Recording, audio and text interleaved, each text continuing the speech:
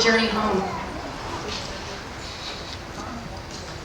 The journey home just fired up something inside of me. How to be of better service.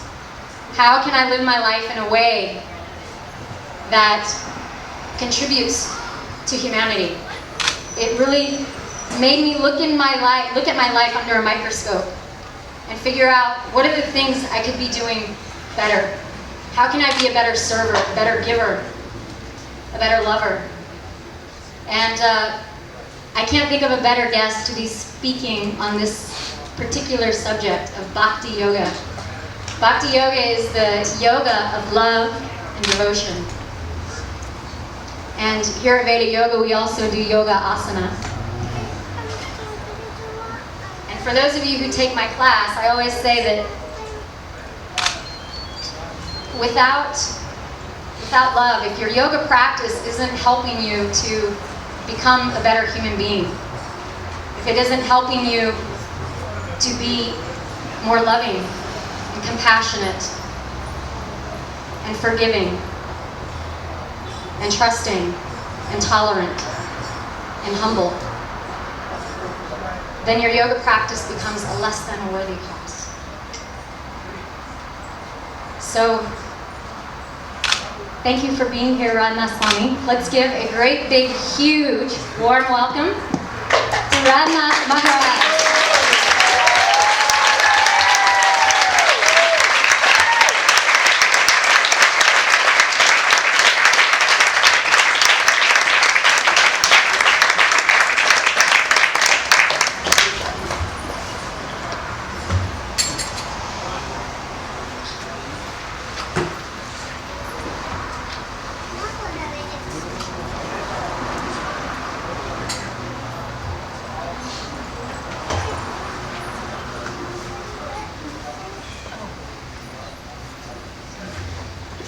Also, we have a carpeted area in the back, so if you would like to get some fresh air, we have some free waters that we're giving away back here, so you can make yourself at home. Oh, and there's also a speaker back there, so you'll be able to hear everything in here in the back. Thank you. Hare Krishna. Hare Krishna.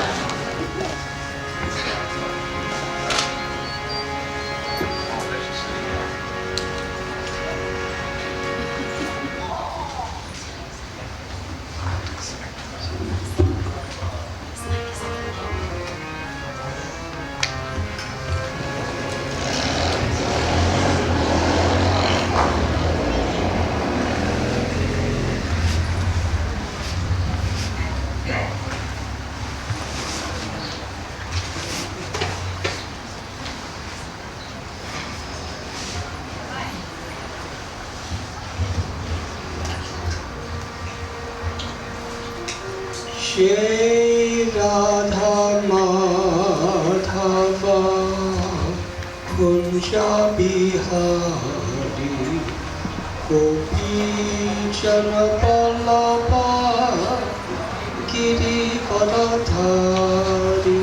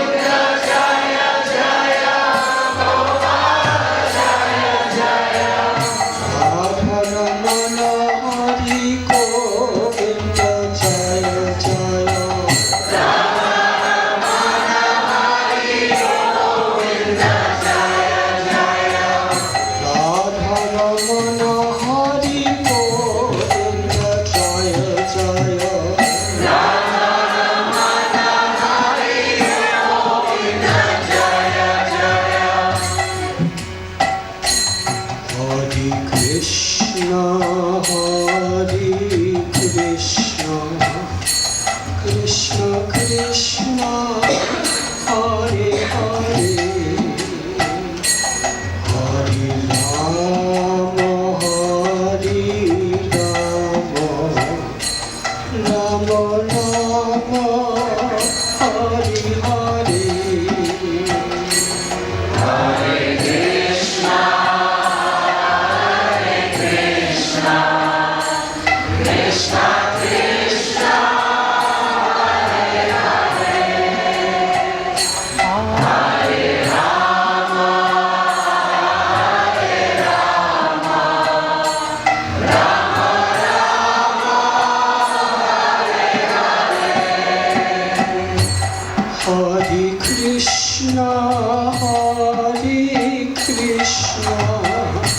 Krishna Krishna, Hare Hare,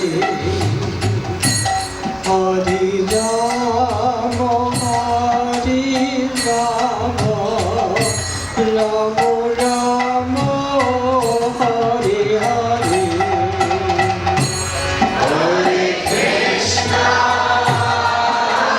Krishna Krishna, Krishna, Hare Hare, Hare Rama, Rama Rama,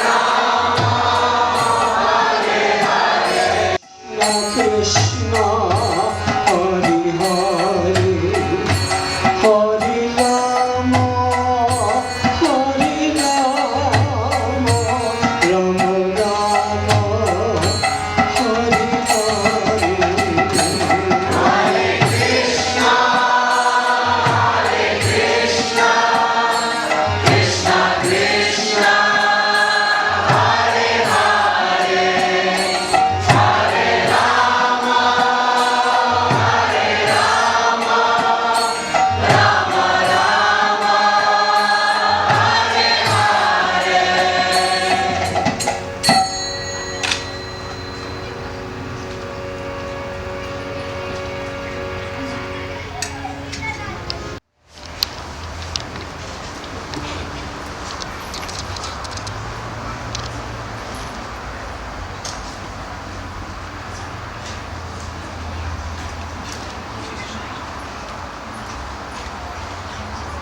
I am very grateful, very honored, and very happy to be with all of you this evening.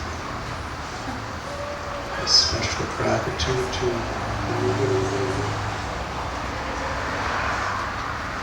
for opening the doors of this beautiful studio for all of us. And special gratitude to all of you.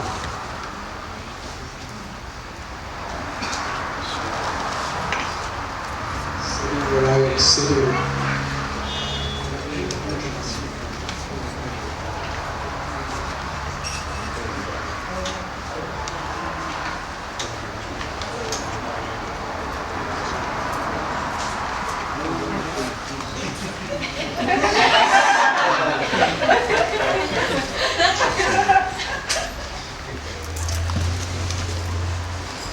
in Sanskrit, the word for illusion is Maya. And our Gurudev Srila Prabhupada defines it as that which is not. In other words, what appears to be is not what it appears to be. So this yoga studio is really like that, because when I look in the mirror this way, it looks like that's where all of you are sitting. And as I was walking in this direction, I was thinking I was walking into you until I crashed into the mirror. But then when I sat down and looked this way, I thought I was looking at a mirror. So that's the way the world is. We are thinking in terms of what will make us happy, what is real. But unless we understand who we really are, the nature of our true self, then everything else we see is like looking in a mirror. It's not really the substance of what we're looking for.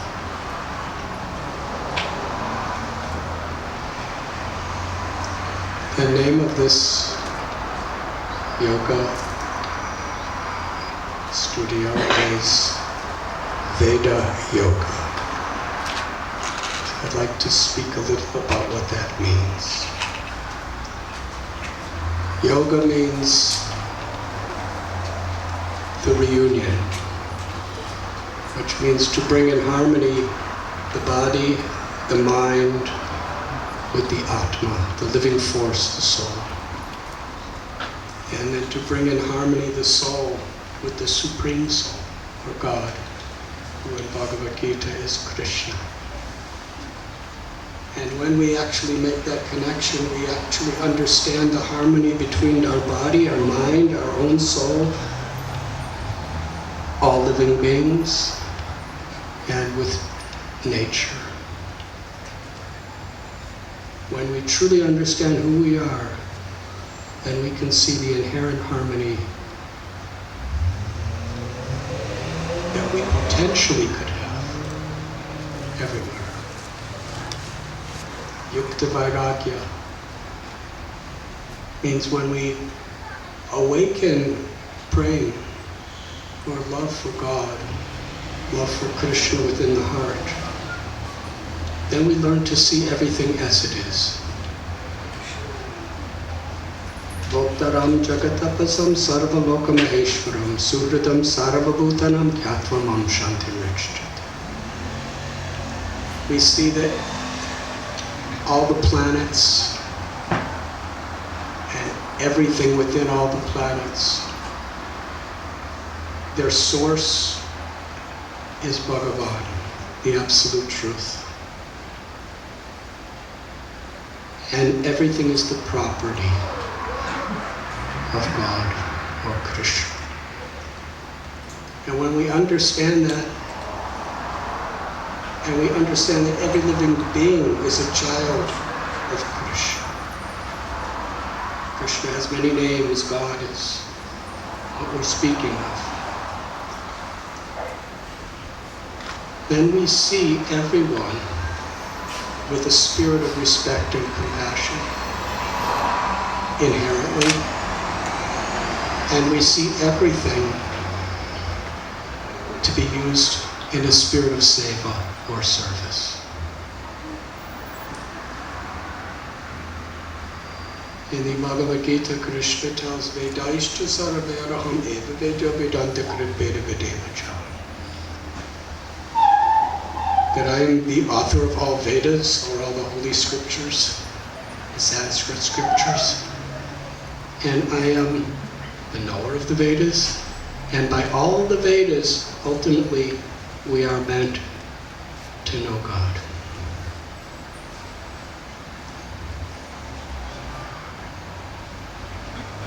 In another place, it is said in Bhagavad Gita, when you actually understand what is truth, what is knowledge, you will see that everything and everyone is coming from me, is in me, and is mine. Vidyavanaya sampane brahmane kavi hastini sunichaiva swapake cha pandita samadarsh. True knowledge is when we make that connection with our own inner self and we understand our relationship with Bhagavan, then we see every living being with an equal vision. Whether one is a high priest or whether one is in prison, whether one is black or white or red or yellow or brown or red, or whether one is male or female, or from the east or the west, or one is from one religion or another religion or no religion, or whether one is an elephant or a cow or a cat or a dog or a donkey or an insect. Wherever there's life, there is a sacred child of God. When we understand the sacredness within ourselves, then only can we actually understand who anybody else truly is. When we understand how we have been covered by illusion, and in a dream state have been thinking I'm just this material body that's ever changing, and this material mind that's ever changing, and I've been acting in so many ways due to the influence of this illusion. The source of illusion is a disconnection from ourself. That's essentially the cause of suffering, individually and collectively. Because the nature of the self is to feel the limitless, sweet, infinite love of God. It's everywhere. It's within us.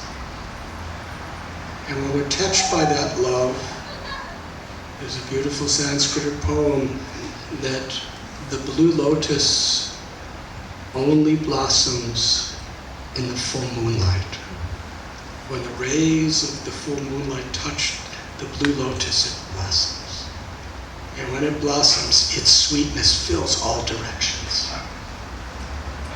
And similarly, when we are actually touched by grace, touched by karuna, the grace of God, the love of God, that touch opens the lotus of our own heart. And the fragrance of our love spreads everywhere. Just like if you love someone, in today's world, sometimes ladies put perfume on to go and be with their beloved. I don't know how many of you do that. But if you put perfume on for your beloved, then everywhere you go, everyone enjoys your perfume. Yes? So similarly, when we actually awaken love for God, then naturally that love extends everywhere. Because we see every living being as a divine part of that God. This is knowledge.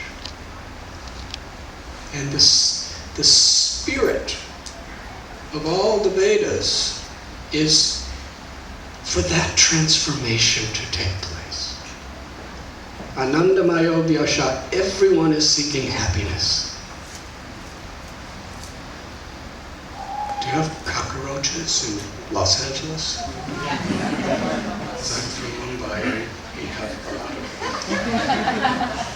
Well, whether it's a Mumbai cockroach or a Los Angeles cockroach, when they come in your house, what are they looking for? They're looking for pleasure. The same thing we're looking for.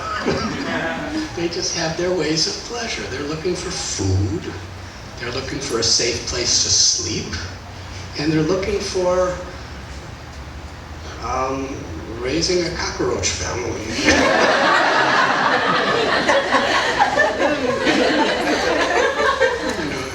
It's not that when there's a lot of cockroaches in your house, that means they're not celibate monks. They're definitely looking for some pleasure.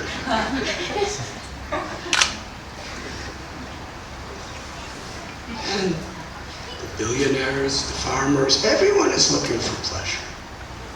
And everyone is looking to avoid those things that interrupt pleasure, which is pain.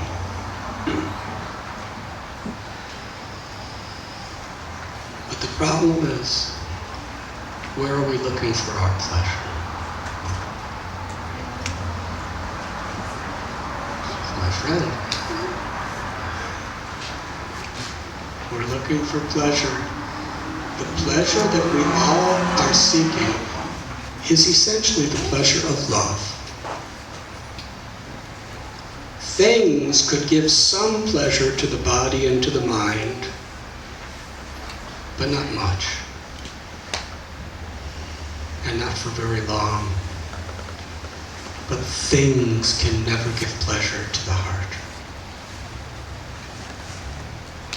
Only giving love and receiving love can touch the heart. And actual fulfillment is a state of the heart. It's not just a state of the mind and the physical senses.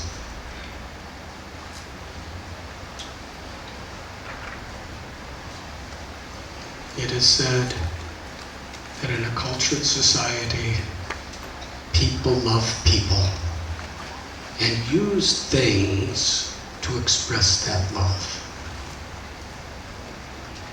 But in the world we live in today, due to this mirror effect, people love things. You see that mirror, that reflection is a thing. The people are on this side. That's just a thing. But we think the things are going to give us pleasure.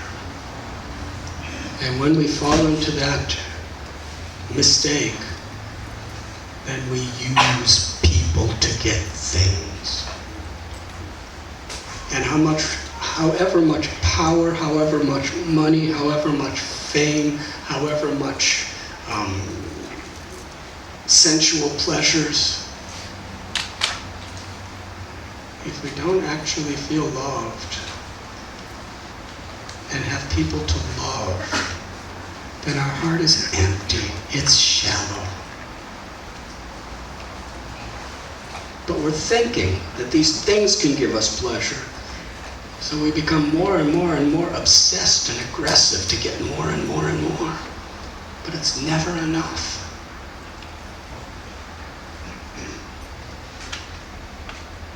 Janmadhyashayata. The origin of that experience is the Atma. The living being, the soul that's seeing through our eyes and hearing through our ears. The living being that has been the witness of all the various changes of our bodies and minds from our infancy to our childhood, to our adolescence, to our youth, and for some of us, our old age.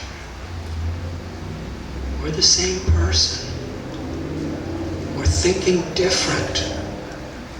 I really don't remember when I was thinking when I was 1 month old. But I know what I was thinking, even though I don't remember it, because I see what everybody else is thinking in that time. We're thinking, where is my mother's milk? Yes? And we're crying. We all cry for our mother's milk, or from some milk. When was the last time we've done that? That means our minds have really changed. When you were a little infant baby, you would never be thinking about the problems that you would ever have the problems that you're thinking about now. So the Atma's witnessing this. And it is that soul, that living force, its nature is to love God and to feel the infinite sweet love of God. This is beyond sectarian limitations. And when that love is awakened, it is like watering the root of a tree. When you put water on the root of the tree, it naturally extends to every part of the tree. The leaves, the branches, the flowers, the twigs. And similarly, when we actually connect to that love within ourselves, which is our very root, then it extends everywhere. And when it extends into this world, it takes the shape of compassion.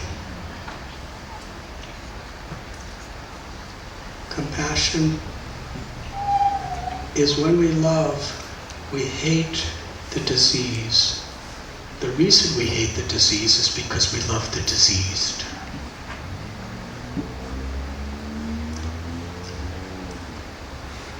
In this mirror effect, when we're thinking, that's what I am, the reflection, when we forget that we're the soul, and we think that we're just this little body of ours and nothing more. We are in the body, but we are not the body. And when we forget our true happiness and we're looking for it everywhere else, then the tendency is we get caught up with selfishness, greed, anger when we're dissatisfied, envy when somebody else is doing better. So many passions and illusion.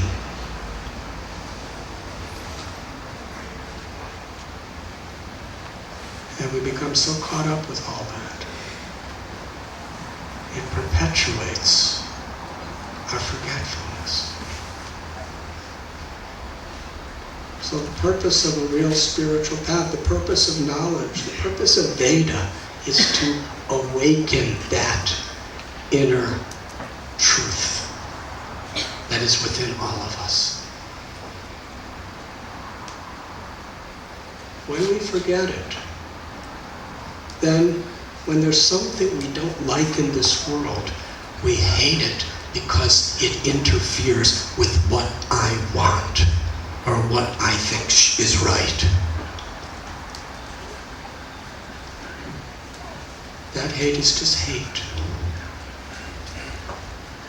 But when you love somebody and they're covered with a disease, you hate the disease because of what it's doing to the person who you love. That is compassion. And that's how enlightened people, and potentially we can all be enlightened people. That's who we really are if we just wake up. That's how we see the world. And with such a state of mind, we'll really be courageous, determined activists with the highest, deepest motivation. So the spirit of Veda, or knowledge, is this awakening, this transformation. In the Bhagavad Purana it is said, Srameva hi kevalam, that whatever our knowledge, our karma, our occupation, if in the end it does not bring about this transformation of developing attraction and love for God and a service attitude and compassion for others, then it's a waste of time. Knowledge is meant to change us. It's not just to make us proud of knowing. In fact, the great Queen Kunti, she prayed, Janmadhyasya Janmaishwarya Shruti Shubhya Edamana Batapuma.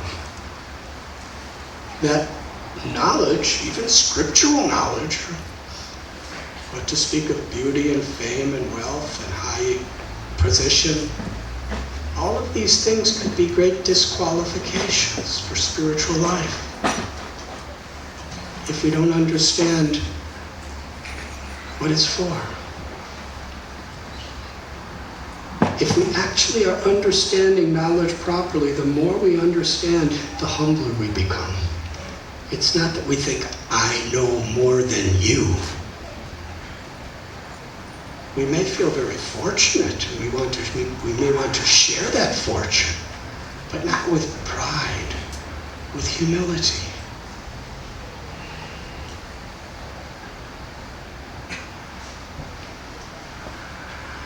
There are so many knowledge of the soul.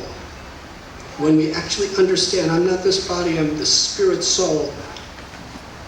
I have seen, I think anybody who's been around with this knowledge over time can see that sometimes when somebody is sick and suffering, instead of thinking, how can I, encourage this person to come closer to their soul, we say, you're not the body. You're in Maya. And we don't care anything about their suffering. What does that mean? That means you have theoretical knowledge, but our Guru, Srila Prabhupada, there are so many stories. One is, he was in Mayapur, which is the international headquarters of our society, one of the holiest of all holy places in the world, in India. And there were hundreds and hundreds of people from all over the world, I think thousands. And they were having a beautiful ceremony to honor him. And as that was going on, he saw one person had a boil on his foot. And Prabhupada called him over and said, what's happened to your foot? He said, I have a boil. He said, what are you doing for it? He said, I don't know what to do for it, because he's an American boy and he's in India. So Prabhupada said, get a piece of paper and a pen. The person got a piece of paper and pen. He said, mix some ghee with some turmeric and some... and he gave him a natural remedy. And he said, put it on it right away.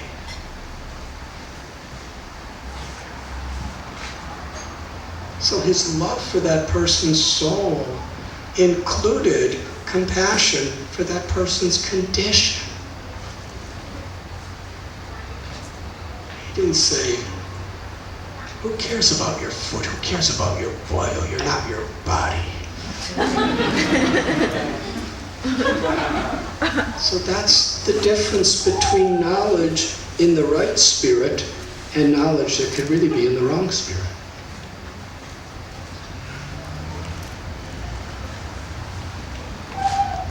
In the Srimad Bhagavatam, there's beautiful descriptions of various incarnations of God.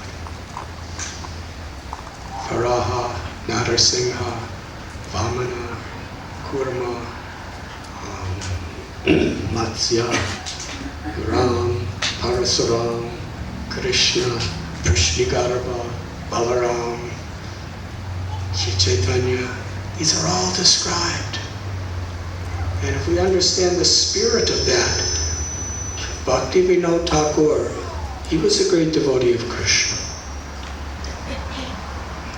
He was a person whose wife, Bhagavati, was as saintly as he was. They had 10 children. He was a magistrate in the British court system during the time of the British rule in India. But yet, even the most renounced babas and sadhus and yogis would come to hear him speak and receive his blessings. Because although he was performing so many apparently worldly duties, he did it with such realization, with such love, with such compassion, and with true knowledge. And he wrote a beautiful thing. He said, when I go to the place of another religion and I see them worshiping God, I may not understand exactly the details of what they're doing. He said, but I feel so happy because I see they're worshiping my Krishna. They may have another name and they may have other rituals, but they are worshiping my Krishna. So that makes me so happy. If we understand the essence of our own spiritual path, we will appreciate the essence of other spiritual paths. If we can't, that means our own understanding is very superficial, very external. It's knowledge without the spirit of knowledge. The concept of karma. For every action, there's an equal corresponding reaction. Or as the Bible says, as ye sow, so shall ye reap. It's a principle. But what is the spirit of karma?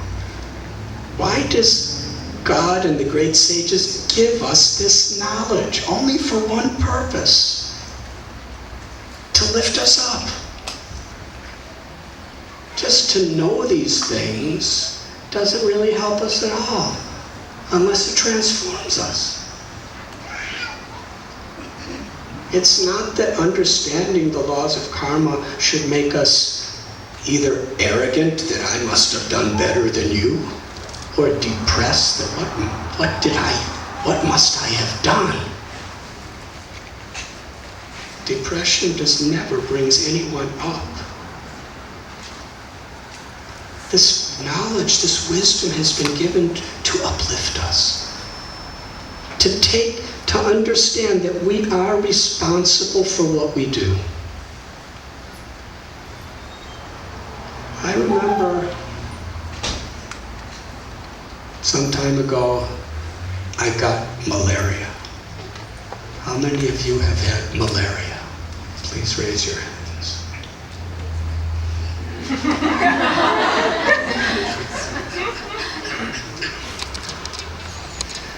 In India, when I asked that question, anyways, it's really, Tukaram Prabhu, very happy to see you. Malaria is a miserable disease, and I had an acute case of it. I'm going to elongate this class a few more minutes because I'm going to tell a little story. One of my dear godbrothers, who just passed away 10 years ago this year, his name was Radhanath Swami. And he was living in Africa, and I was living in India. And every year we would meet a couple times, believe it or not, in Washington, D.C. Because he had a project there in Washington, D.C. also. And we would talk, and we would talk, and we would just keep talking, and then we would talk more. We had so much to share with each other. And part of the so many years, and everyone around me have gotten malaria, but I have never gotten malaria. And I would say to him, I have been in India for so many years, and almost everybody else has gotten malaria, and I have never gotten malaria. And we were sharing that knowledge for about 7 or 8 years.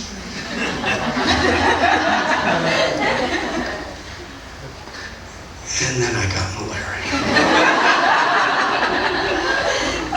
And I really got malaria.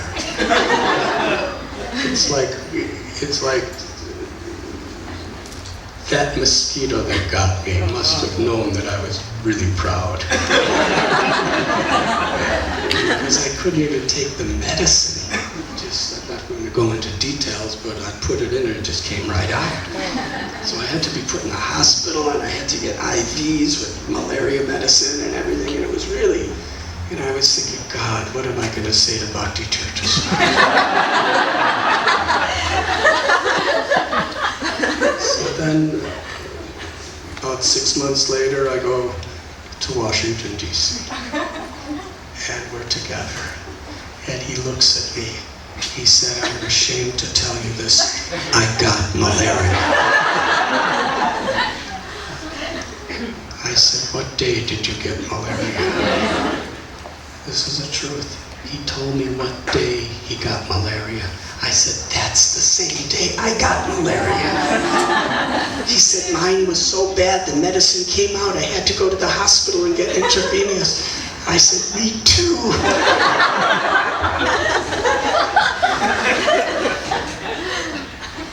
So why am I telling this story? I may never know which mosquito bit me, which part of the body that mosquito bit me, what day and what time of the day I was bitten, or which place I was bitten. But because I have the symptoms, I know somehow or other I was bit by a mosquito somewhere. So it really doesn't matter so much which, when, and that. What matters is, after that, I sleep under a mosquito net. And I took the medicine. So the whole concept of karma is that we take responsibility for our lives, knowing that we are responsible for everything we speak and everything we do.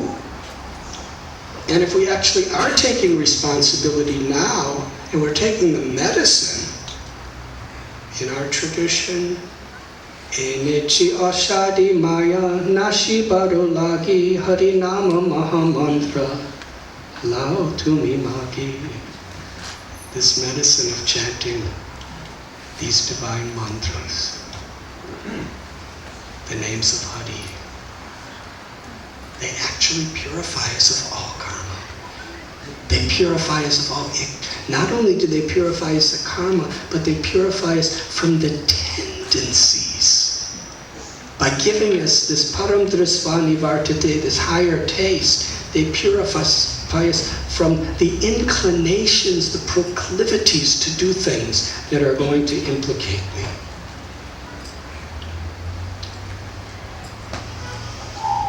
So when we're living with a pure life because we understand we're responsible, and we're actually taking shelter of that higher power of God's grace, that's the spirit. That's why we're giving all knowledge of everything, to bring us to that spirit. And if a little guilt helps us to find that joy in life, it's good. But if guilt just pushes us down, then it has no value. That's not what knowledge is for. Knowledge is meant to uplift us, to take responsibility, to understand who I am and what our true nature is. But just that understanding has no value whatsoever unless we live according to that understanding. I don't know if any of you have ever heard of this, because you have your GPSs on your cell phones and everything, but there used to be something called a map.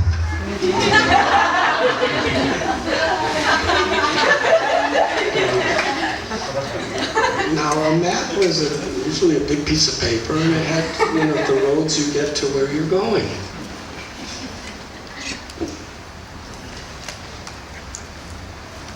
Now if you memorize the map because you want to get to San Francisco, and you understand what roads and what places are going to divert you or to detour you, and you just know where you're going and how to get there. That's really important. Otherwise you might go the wrong way. But if you're just sitting home looking at the map, you're never going to get there. So knowledge, jnana vijnana triptatma, the Gita tells. Knowledge is meant for realization, for direct experience, for elevation of our consciousness. And the spirit of knowledge is to actually inspire us, encourage us to do the right things, and then to move forward. So that we actually reach our destination. Tina hina yata chilo harinama udarilo tarasakshi jagai madhai. Jagai madhai. They were really, really bad people. They were really bad people. They caused so much pain and suffering and death to so many. But if you go to Katwa, a holy place and bank of the river Ganges, you'll see hundreds of people come every day to their memorial, their tomb, because they became pure saints. They became truly humble. Everyone, whoever we are, we can be transformed because that's who we always are. We can cover it, but we can't change the true essence of ourself. There's a beautiful story in Chaitanya Charitamrita. Sri Rangam is, for many centuries, the holiest place in the southern provinces of India. And in this place, today it's still the largest temple in all of India. And about 500 years ago, it was such a high seat of learning. The greatest scholars, pundits, spiritual professors, they would all meet in a specific courtyard. And they would read scriptures and recite various verses and various sutras and stotras, and sometimes they would have debates. Sometimes they would have very, very profound, deep discussions where they would be cross-referencing every word, every verse. These were really scholars. And there was one simple man. He was more or less illiterate. And he would sit there, and every day he would struggle, stumbling through reading all the 700 verses of Bhagavad Gita. Now, why would he do it there? Everyone there practically had all these scriptures memorized, and they were very, very particular that every syllable had to be pronounced perfectly. And he was saying everything wrong. Sometimes the scholars would laugh at him. Sometimes they would ridicule him. Sometimes, what are you doing here? But he would just humbly read. So Sri Chaitanya is described from 5,000 years ago that he was an incarnation of Krishna that would appear in this world. Radha Bhavaduti Subalitam Nomi Krishna Swarupa.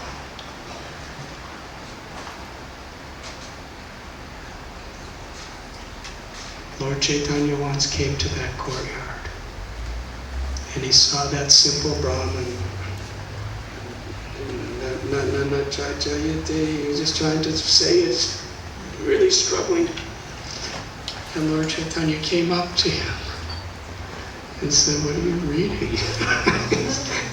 He said, "I don't know." He said, "I'm reading Bhagavad Gita every day. Sometimes I say it right, sometimes I say it wrong. I don't even know the difference because I'm kind of illiterate. But my guru told me that he wanted me to sit here and read the entire Bhagavad Gita every day in this spot among the scholars."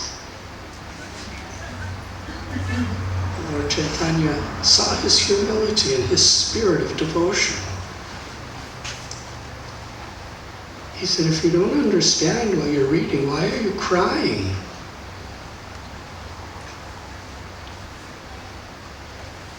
The man said, "As I'm reading, I'm just seeing a picture in my mind. I'm seeing Krishna. He's so beautiful, with a beautiful complexion, beautiful, loving eyes. I'm seeing this Krishna, and he's taking the role of a charioteer to serve his own devotee. He's lovingly serving his own devotee. The Lord's love for his devotee. He's taking a subordinate position, and in this, he's speaking the Bhagavad Gita. And when I think of the love of Krishna for all of us, it's just swelling my heart with such gratitude.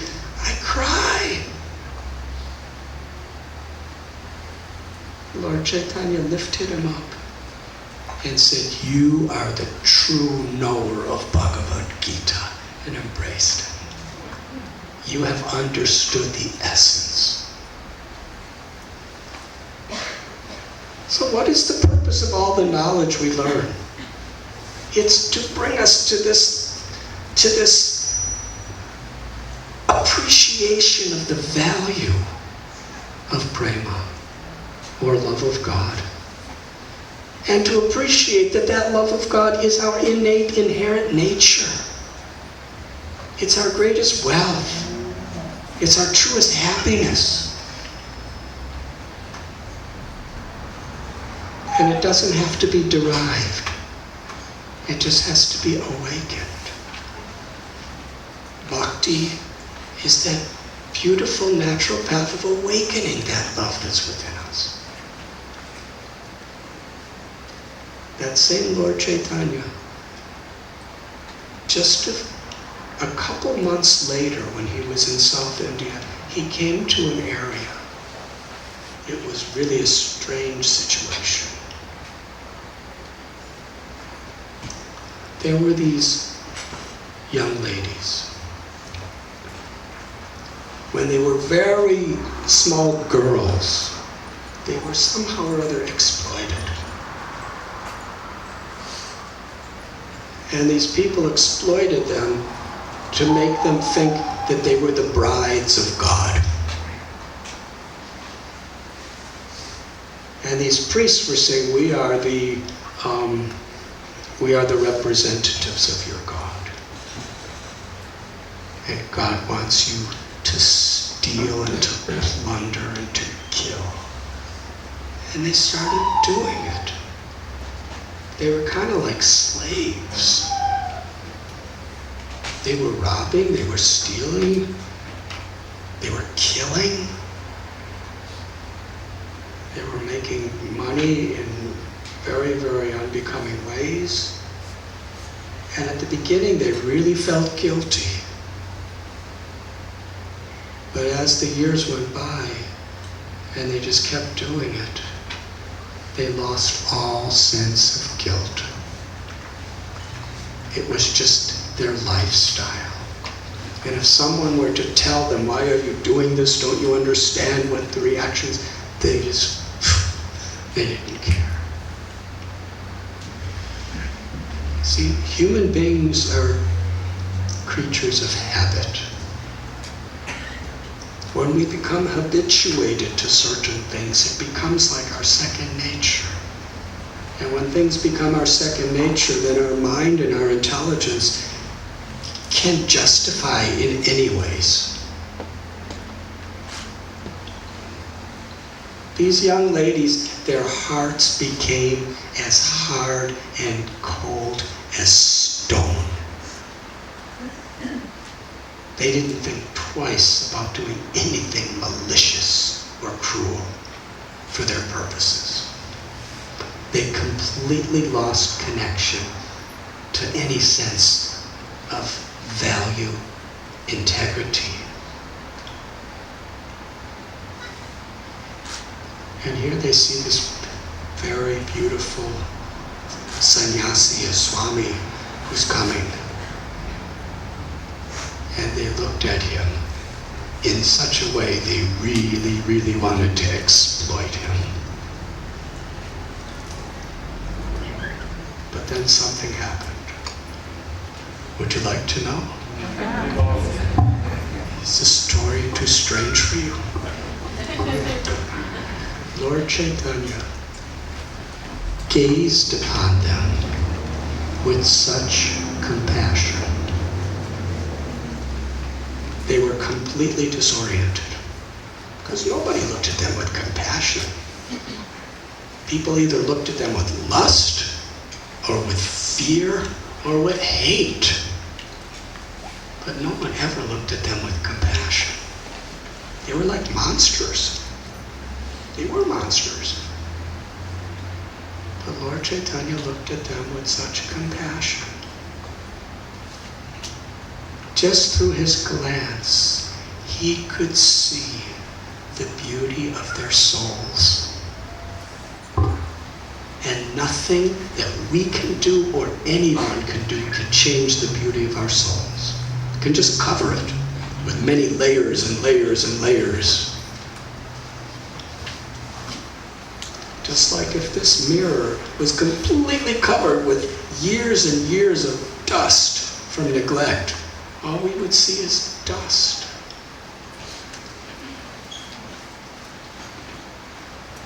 The mind is like a mirror. And when the dust of selfishness and greed and envy and all these things and trying to exploit, when we just continuously cover our mind with this dust throughout this life and previous lives, we can't see who we are. Cetodharapanamarjana. This chanting of God's name is meant to clean the mirror of the mind. When the mind is clear, what do we see? We see ourselves. There's no more dust. We see that I am Satchidananda. I'm eternal, full of knowledge, full of bliss. I'm a part of Krishna. I'm an eternal, loving servant of Krishna. And I can feel Krishna, His love. And when we see that, then we can also see beyond the dust that's covering everyone else. You see, when we cannot see our own soul due to the dust, we can't see who anybody else is. Whether it's our husband or our wife or our friend or our colleague or anyone and everyone. When the dust is removed from our own hearts, we can see the spiritual potential within everyone.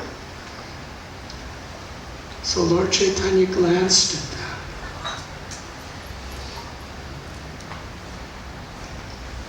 And through his glance, for the first time in years, they started feeling guilty for all the stuff that they were doing.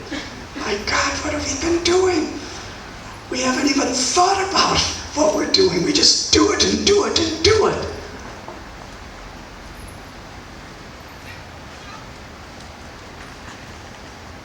And then Lord Chaitanya spoke. He said, you are all beautiful souls. You are all children of God.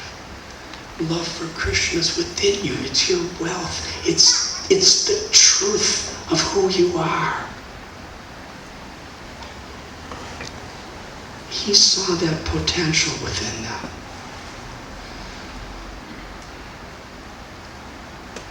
And they transformed. The knowledge he gave them transformed them. They became compassionate. Their greatest joy in life was to serve others, body, mind, and souls, by enlightening others. And that group of people, instead of being known as monstrous, murdering, crazy people that people feared, now, wherever they went, people were bowing down to them because they saw that they were truly saints. People were coming for their blessings. And they would induce people to take the names of God and find true happiness because they found it within themselves. That transformation is the purpose of knowledge. That transformation is the highest purpose of all of our occupations in this world. Whether we're engineers or teachers, or mothers or fathers or students, or in business or politics or agriculture, or banking, or whether we're swamis who haven't had a bank account in 1969, 46 years. Whoever we are, the perfection of our life is so close. If we just learn how to apply simple spiritual principles to what we do, how we reciprocate with other people, and what we truly value in our lives. This chanting of the names of God that we are doing in Kirtan is especially meant for this purpose. Srila Prabhupada gave a very nice analogy that when water falls from a cloud, it's transparent and pure. But when that same water touches the ground, it becomes very muddy and loses its transparency. Like the mirror that gets covered with dust. When we filter the water, we simply bring it back to its natural condition. True yoga. This is the spirit. True knowledge, true religion. It's meant simply to bring our consciousness back to its natural, pure condition.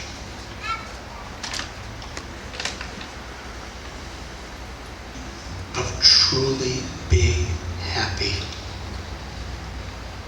A happiness that is beyond all the reversals and all the changes of this world. It's beyond death. It's our nature.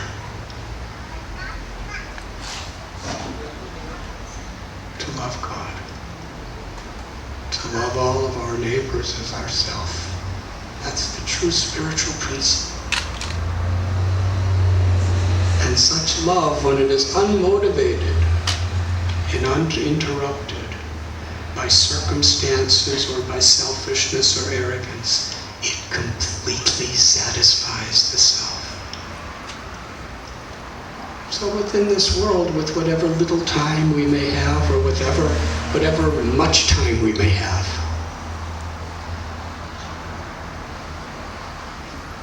this is the opportunity that all of us have. Thank you very much.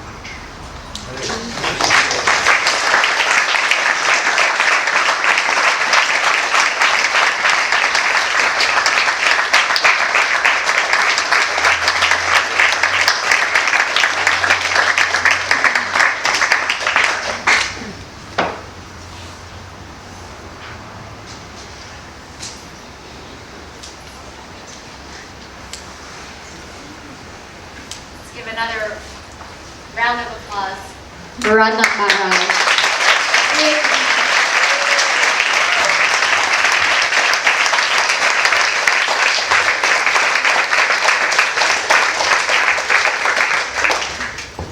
Whatever you wish, I am happy. Would you guys like to do some kirtan?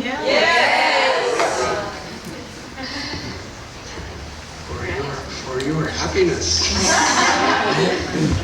We also have available in the back for sale the Journey Home. So if you haven't already purchased the book, it's a wonderful read.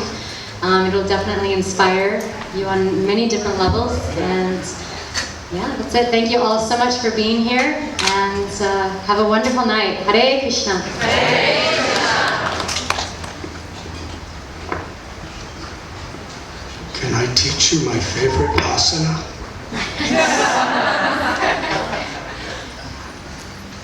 We call it Sharanagati asana. Sharanagati means seeking shelter.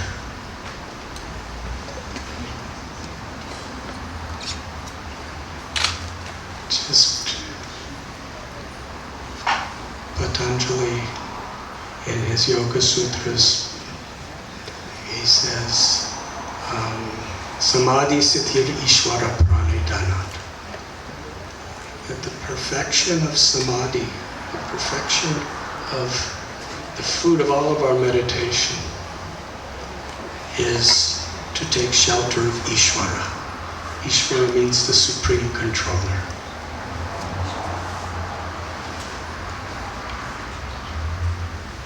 And he says if somebody takes shelter, Ishvara Pranidhana, then that person has perfected all the asanas without doing any asanas or pranayam or yamas, niyamas. It's been a long time. Asana, pranayama, dharana, pratyahara, dhyan, and samadhi. So one perfects all those processes if one does Ishvara Pranidhana. And if one does all those processes and achieves perfection, then one culminates with Ishvara Pranidhana. So I'm going to give you a shortcut. You do all the rest too. But this Sharanagati asana is the way of, because Kali Kali Namarupe Krishna Vata. Nam Namakari Bahuda Nija Sarava Shaktis. That all the power, all the beauty, all the sweetness, all of the absolute truth is within the name. And there are many names. It's not a sectarian concept. There are many names of God, and in each of those names God is present. At Kirtan, it's not just the chanting, but it's the spirit of how.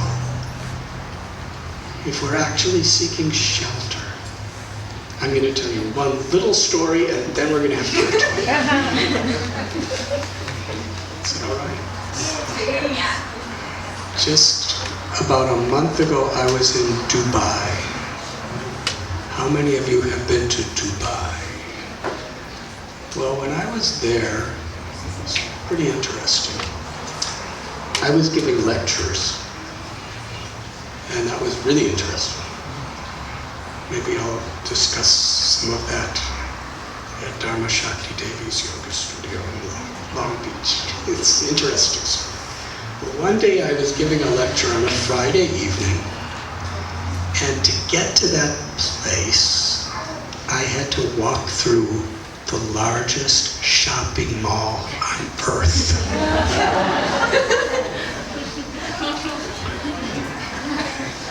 And I never go to shopping malls. I never buy things. You know, if people don't give me stuff, I don't need it. That's just my life. But so I never go shopping. So here I am walking through this shopping mall on a Friday night. It was huge. It was really an expensive shopping mall. There's all these very high-level shops, and they're very ornamented. And then I look up and I see like a 4-story aquarium.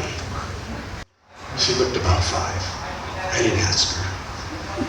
But she had blonde hair and she had blue eyes, and she was laughing so loud, and she was singing so loud. And even though it was really, because everybody's talking so loud and there was music playing and so many things going on, but I just happened to hear this girl going, ah. And I looked and she was smiling, and one hand was holding her mother and one hand was holding her father, and she was jumping up and down and they were trying to control her, and she was dancing and they were trying to control her, and they were smiling at her, and she's smiling at them and they're smiling at her, and she's laughing and dancing and jumping. She really looked happy, and they were walking through this massive crowd. Good story so far. Now, you know, Swamis are kind of trained to see different perspectives of the same situation. So I started to think, she's so happy, she's so blissful. But what if she lost her parents in the same place she's standing now, where there's thousands and thousands of people swarming all over the place, and there's music playing, there's sharks looking down. What if she lost her parents and she was alone there, a 5-year-old girl? She would have been in total disorientation, confusion, and distress.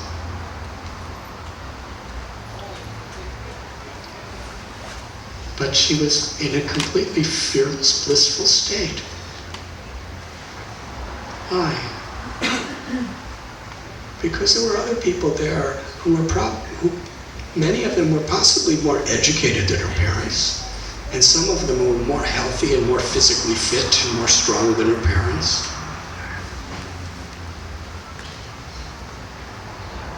Why did she feel so protected? Because she knew her parents loved her. She knew her parents cared about her. And in that situation, she was in a completely blissful state. Take that away in the same circumstance, and she would have been in utter depression.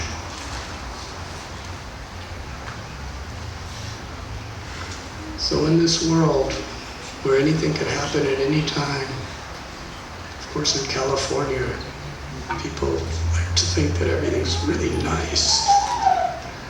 I remember when Richard and Gary and I were growing up in Chicago in the winter time, in the 50s and 60s.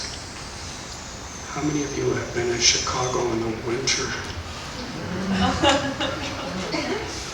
Not just visiting, living. And our parents would tell us, go shovel the driveway. Because the cars can't get out without shoveling the snow. And Swavasprabhu lived there, and we would be shoveling the snow. And the little children shoveling snow, and it took so long. And then there was sometimes ice, and we'd have to start breaking the ice with shovels going.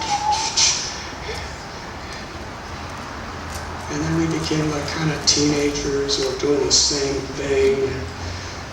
And while we're doing it, shoveling snow, and not only is the snow so bad, but really cold, sub-zero weather and massive freezing winds blowing against you. And we'd be listening to our transistor radios and hearing the Beach Boys singing about California girls and surfing with these girls in bathing suits and everything like that, and being in the sunshine. Remember? We think that's the spiritual bit.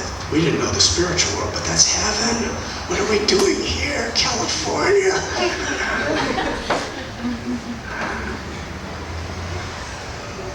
But then when I actually came to California, I was pretty disappointed.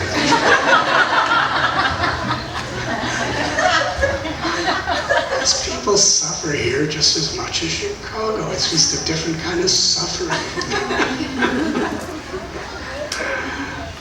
But anyways, back to Dubai.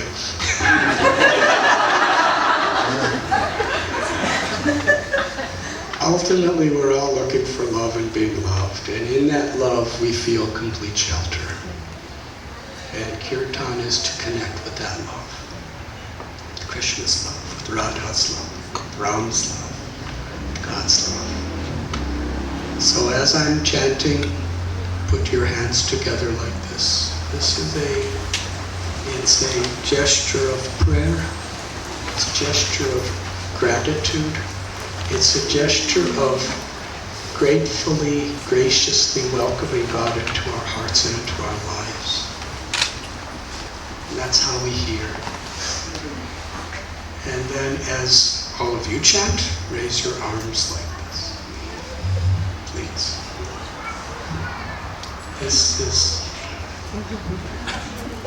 like that little child reaching out her hands to hold her mother and father's hands, or other Krishna's hands. It's reaching out to receive that love, that grace.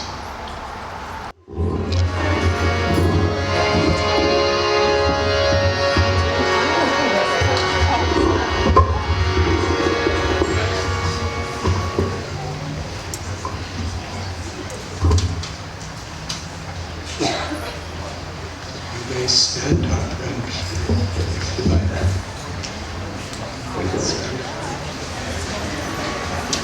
Shri Krishna Chaitanya Prabhu Nityananda Shri Advaita Gadadhara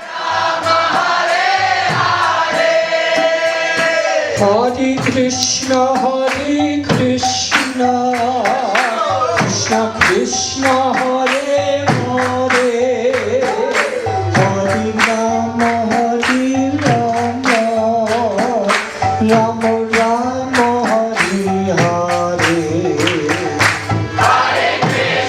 Hare Krishna Krishna Krishna Hare Hare Hare Rama Rama Rama Rama Hare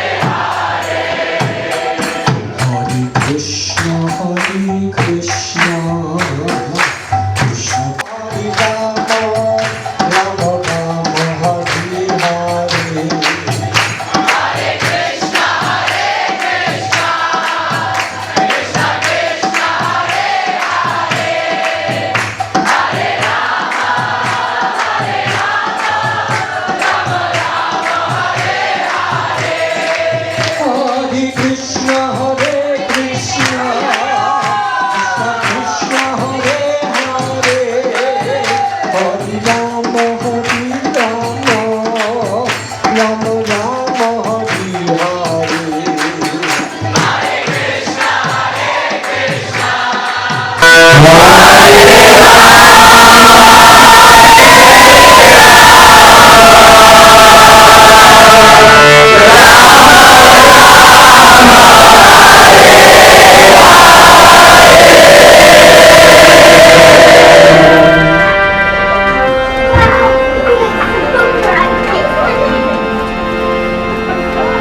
One more time. Please raise your hands, close your eyes from your heart of hearts. Let us smile and chant the holy names. Hare Ram.